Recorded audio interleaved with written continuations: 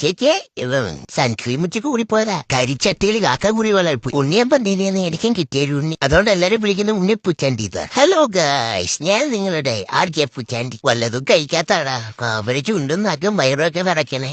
ഹയമ്മ ചെറ പൊഞ്ചി മഞ്ഞത്ത് നീലാവഞ്ചി തുഴഞ്ഞെത്തി ആരെത്തി ആരെങ്കിലോട്ട്